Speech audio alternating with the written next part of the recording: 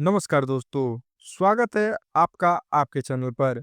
दोस्तों, आज हम बात करने वाले हैं उस कंपनी के बारे में जिसने हमारे रोजमर्रा के कामकाज को बेहद आसान बना दिया है।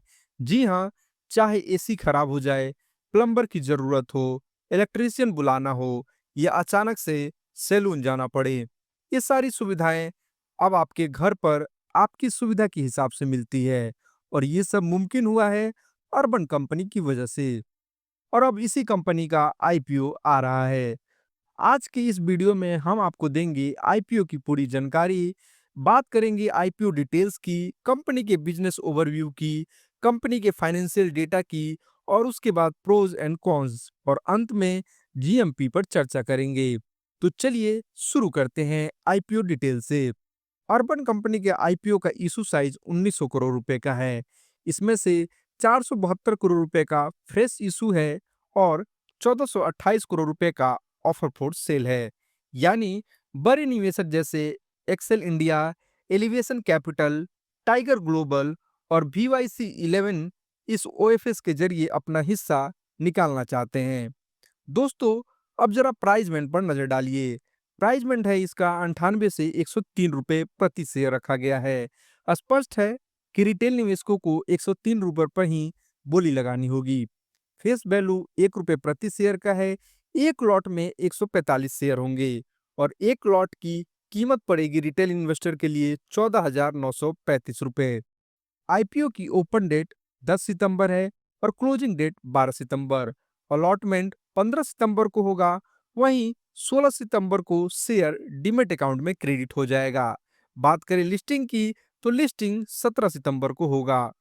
और दोस्तों, एंकर इन्वेस्टर के लिए लॉक इन पीरियड 5 अक्टूबर को खत्म होगा, यानी इस दिन के बाद वे अपने शेयर बेच सकेंगे। अब जरा बात करते हैं कंपनी के बिजनेस ओवरव्यू की। अर्बन कंपनी एक टेक्नोलॉजी आधारित ऑनलाइन सर्विस मार्केटप्लेस है, जहां आप बुक कर सकते हैं cleaning, pest control, appliance repair, electrician, plumbing, carpentry, painting, skin care, grooming और मसाज जैसी सुविधाएं। ये सेवाएं आपको मिलती है प्रशिक्षित और स्वतंत्र प्रोफेशनल के जरिए, वो भी आपके घर पर। यही नहीं, कंपनी अपने ब्रांड नेटिव के तहत वाटर प्यूरिफायर और इलेक्ट्रॉनिक डोर लॉक भी बेचती है। जरूरी टूल्स और कंज्यूमेबल्स कंपनी चुनिंदा ब्रांड से मंगाती है, जिनमें से कुछ तो खास तौर पर सिर्फ इनके लिए ही बनाए जाते हैं। भारत के अलावा कंपनी यूएई, सिंगापुर और सऊदी अरब तक अपनी सेवाएं फैलाई है और 30 जून 2025 तक कंपनी के ऑपरेशंस थे 51 शहरों में, जिनमें से 47 भारत में और बाकी विदेश में। अब रुक करते हैं कंपनी के फाइनेंशियल डेटा की तरफ। 2023 में कंपनी का रेवेन्यू रहा है 637 करोड़। वहीं बात करें 2024 में बढ़कर 828 करोड़ हो गया और 2025 में ये पहुंचकर 1140 करोड़ तक चला गया। वहीं बात करें प्रॉफिट एंड लॉस की, तो 2023 में कंपनी को 312 करोड़ रुपए का घाटा हुआ। वहीं 2024 में घाटा घटकर मात्र 93 करोड़ रह गया और 2025 में कंपनी ने कमाया 240 करोड़ रुपए का मुनाफा। यानी अब कंपनी प्रॉफिट में आ चुकी है। साथ ही कंपनी पर भी कर्ज लगभग ना के बराबर है। और अब दोस्तों, आगे बढ़ते बात करते हैं कंपनी के प्रोज एंड कॉन्स की। दोस्तों, बात करें प्रोज की, तो मजबूत market position. Urban company online home service market की लीडर प्लेयर है और भारत समेत कई इंटरनेशनल मार्केट में इसकी ब्रांड पहचान मजबूत है। Scalable business model.